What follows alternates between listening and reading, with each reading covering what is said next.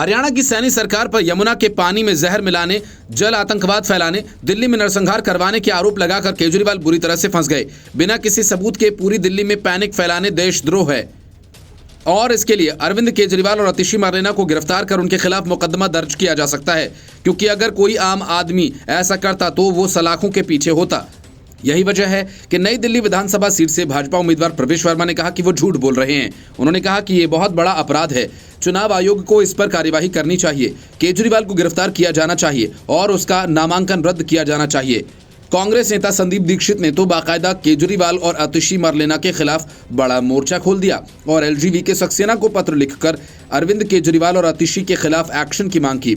संदीप दीक्षित ने कहा, इन्होंने यमुना में जहर वाली बात कहकर पैनिक फैलाया। उन्होंने इसे आपराधिक कृत्य बताते हुए कानूनी कार्रवाई की मांग की। अरविंद केजरीवाल ने बड़ा आरोप लगाते हुए कहा था कि हरियाणा से दिल्ली आ रहे यमुना के पानी में वहां की बीजेपी सरकार ने जहर मिला दिया। उन्होंने ये आरोप उस समय लगाया जब यमुना में पानी के अंदर अमोनिया का लेवल बढ़ गया। हरियाणा के सीएम नायब सैनी ने केजरीवाल पर पलटवार किया और केजरीवाल के खिलाफ 100 करोड़ के मानहानि का दावा करने की चेतावनी दी।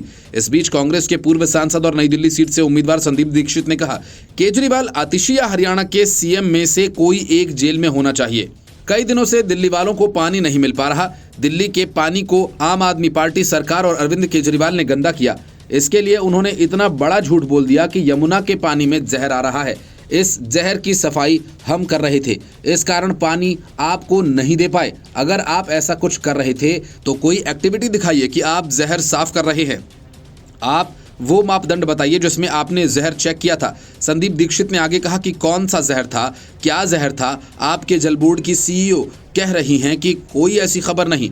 केजरीवाल पर भड़कते हुए कांग्रेस नेता ने कहा कि केजरीवाल बिल्कुल झूठ बोल देते हैं और फिर भी ये आदमी सड़कों पर घूम रहा है। अगर कोई आम आदमी सरकार नरसंहार का आरोप लगाता तो वह अगले ही दिन जेल में होता। ऐसे आदमी को सड़कों पर घूमने नहीं दिया जाना चाहिए। संदीप दीक्षित ने कहा कि मुझे आश्चर्य है कि ये अराजकता का माहौल है या क्या, हम किसी जंगल राज में रह रहे हैं क्या? क्यों हरियाणा सरकार इस पर एक्शन नहीं ले रही? दिल्ली पुलिस इस पर कार्रवाई क्यों नहीं कर रही? चुनाव आयोग जो हर छोटी छोटी चीजों पर नजर रखता था, वो इस मुद्दे पर क्यों नहीं नजर रख रहा? इन संस्थाओं का चुप रहना मुझे संदेहास्पद लग रहा है कि बीजेपी और आम आदमी पार्टी में कुछ गठजोड़ है या दोनों संस्थाओं को कोई फर्क नहीं पड़ता। आम आदमी में क्या जाए क्या नहीं, इससे लोगों में पैनिक हो।